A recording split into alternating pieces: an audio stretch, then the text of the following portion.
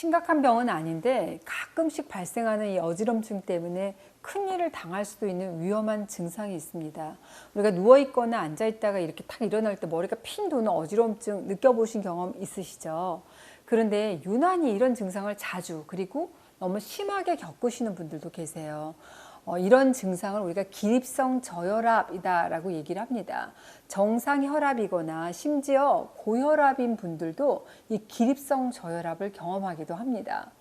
기립성 저혈압 하게 되면 갑자기 일어나거나 또 오랫동안 서 있을 때 이 하반신에 모인 혈액이 심장이나 뇌로 제때 이렇게 들어가질 못해서 발생하게 되는 거거든요.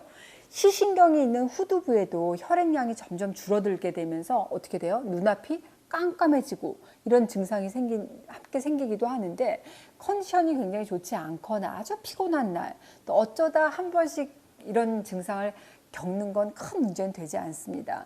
대부분의 사람들은 자율신경계의 반사작용이 활성화돼서 심장을 강하고 빠르게 뛰게 하고 또 동맥혈관을 수축시켜서 혈압을 유지시켜주고 뇌 속의 혈액 공급을 원활하게 했기 때문에 조금 있으면 어지럼증이 사라지게 되는 경우가 많습니다. 하지만 어지럼증이 굉장히 심해서 정신을 잃고 이렇게 쓰러지는 분들도 계세요.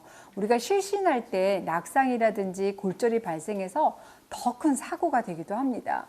기립성 저혈압이 생기기 쉬운 경우는 첫 번째, 키가 저처럼 엄청 커가지고 이 하체부터 심장, 뇌까지 거리가 좀 먼 사람들에게 많이 발생합니다. 두 번째, 이 하체의 근육량, 근력이 부족한 분들에게 많습니다. 왜 너무 마른 여성에게 기립성 저혈압이 많이 발생하는 이유도 바로 이 근육량, 근력이 부족한 경우에 해당할 수 있습니다. 세 번째, 나이 드신 분들도 기립성 저혈압이 생기기가 쉬워요. 노화로 인해서 근육량이 감소하잖아요. 그러면 혈액을 펌핑하는 힘이 부족해질 수밖에 없습니다. 특히 기립성 저혈압은 노년층의 실신 원인의 3분의 1가량, 그러니까 거의 33%를 차지할 정도로 흔하기 때문에 연세 있으신 분들은 각별히 주의가 필요합니다. 네 번째, 평소에 이런 약 드시는 분들, 혈관 확장제, 이런 약물 장기 복용하는 것도 기립성 저혈압의 원인으로 작용할 수가 있어요. 그거 외에도 뭐 피로하다든지 스트레스 받는데 너무 심한 다이어트로 인해서 혈액순환이 제대로 이루어지지 않아서 생기기도 합니다. 그런데 이 약물 복용 같은 특별한 원인이 없는데도, 그런데도 기립성 저혈압이 있으신 분이다 라고 한다면 만성질환의 가능성을 의심해 보셔야 됩니다. 기립성 저혈압과 만성질환과의 연관성을 밝힌 연구들이 많이 보고가 되고 있어요. 아직 정확한 인과관계가 딱 밝혀지진 않았지만 여러분들이 주의하시고 보셔야 될 것 같습니다. 미국 존스 홉킨스 의대 신경과 연구팀이 심장질환이라든지 치매 병력이 없는 40, 50대의 중년층 17,009명을 대상으로 무려 25년 동안 조사를 했어요. 이 연구에서 기립성 저혈압하고 연관된 두 가지 질환의 발병률을 살펴봤습니다. 기립성 저혈압으로 신호를 보내는 질환 첫 번째, 치매입니다. 기립성 저혈압이 있는 참가자의 치매 발병률이 12.5%였어요. 기립성 저혈압이 없는 참가자는 치매가 9%의 발병률을 보였거든요. 높죠. 두 번째, 뇌졸중입니다. 같은 연구에서 기립성 저혈압 환자의 허혈성 뇌졸중의 발병률이 무려 15%. 반면에 기립성 저혈압이 없는 참가자는 7%의 발병률을 보였거든요. 그러니까 연구팀이 기립성 저혈압이 있으면 일시적으로 뇌에 혈액 공급이 잘 안 이루어지는데 이게 반복되면서 치매라든지 허혈성 뇌졸중을 유발할 가능성이 있다라고 결과를 분석한 바가 있습니다. 기립성 저혈압으로 신호를 보내는 질환 세 번째, 심부전입니다. 심부전은 심장의 펌프 기능에 이상이 생겨서 우리 몸에 혈액을 적절하게 이렇게 공급하지 못하는 상태잖아요. 초기에는 대부분의 증상이 없다가 호흡곤란, 만성피로, 부종 이런 모호한 증상으로 나타나는 경우가 많습니다. 미국 노스캐롤라이나 대학 연구팀이 45살에서 64세의 중년층 12,363명을 대상으로 18년 동안 기립성 저혈압이 심부전에 미치는 영향을 조사를 했어요. 그 결과 이 기립성 저혈압이 있는 중장년층은 심부전의 발병 위험도가 평균 54%나 상승했습니다. 특히 연령대가 낮을수록 그 발병 위험도가 커지는 특징을 보였어요.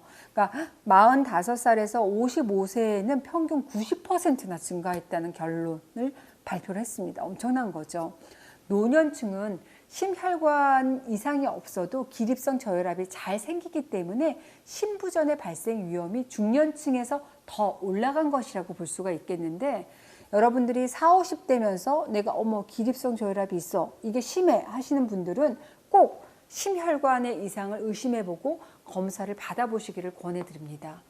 앉았다 일어서면 핑 도는 이 기립성 저혈압으로 신호를 보내는 질환, 첫 번째 치매, 두 번째 허혈성 뇌졸중, 세 번째 심부전으로 제가 알려드렸죠.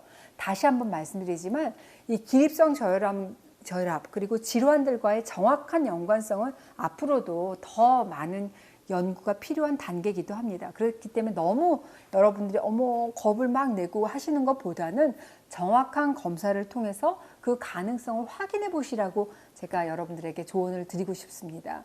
평소에 기립성 저혈압 자주 겪으시는 분들은 일단 어떻게 하셔야 되냐? 하체의 근육을 키우는 게 무엇보다도 중요하다고 할 수 있습니다. 그 중에서도 이 종아리 근육, 제가 항상 얘기하지만 하체 근육에서도 이 종아리 근육이 정말 중요하죠. 특히 종아리 근육은 제2의 심장이라는 별명을 가질 수 있을 정도로 정말 중요하다고 할 수 있어요. 우리 몸을 기계로 비유해 볼까요? 이 종아리는 어떻게?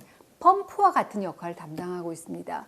동맥을 타고 말초로 내려온 혈액을 이 펌프, 밀킹 액션에 의해서 다시 위로 짜주고 심장으로 되돌리는 역할을 얘가 하기 때문에, 근데 이 종아리가 어때요? 펌프 역할을 제대로 하지 못하게 되면 다리로 내려온 혈액이 다시 심장으로 올라가지 못하기 때문에 기립성 저혈압이 오기 쉬울 뿐만 아니라 그분들의 다리를 보면 하지 정맥류라든지 고혈압을 동반하는 그런 원인인자가 될 수가 있습니다. 그러니까 기립성 저혈압을 예방하는 이 종아리 근육 단련법으로 제가 지난 영상에서 소개시켜 드린 거 기억하세요? 힌트. 까치발 들기입니다. 까치발 운동 굉장히 저도 진료실에서 이렇게 침 놓고 할 때 조금 한가하면 이렇게 이거 하고 있으면 환자분들이 뭐 하세요? 이 까치발 운동 하는 거거든요. 까치발 들기 운동 굉장히 좋고 가성비가 좋아요. 틈날 때마다 까치발 들기 운동해가지고 종아리 근육 단단하게 만들어 주시고, 그러니까 기립성 저혈압이 심하신 분들은 앉은 자세에서, 제가 한번 해볼게요. 앉았잖아요. 앉은 자세에서 몸을 일으키기 전에 아무 생각 없이 그냥 일으키면 확 어지러워요. 그러시지 마시고 앉았다가 일어나기 전에 종아리하고 그 다음에 하체 근육에 힘을 딱 주세요. 그 자세를 취한 다음에 천천히 탁 일으키시면 어지럽지 않아요. 실신을 예방할 수가 있습니다. 일어나기 30초 전에 앉은 자세에서 까치발을 들었다, 선 자세에서도 마찬가지로 들었다 놨다 하는 자세 반복하시는 거. 그 다음에 앞에 있는 의자 위에 한쪽 발을 딱 올려놓는 자세를 취하면서 종아리와 허벅지의 근육에 힘을 팍 들어갈 수 있도록 미리 워밍업을 해주시는 게 좋습니다. 꼭 따라해 보세요.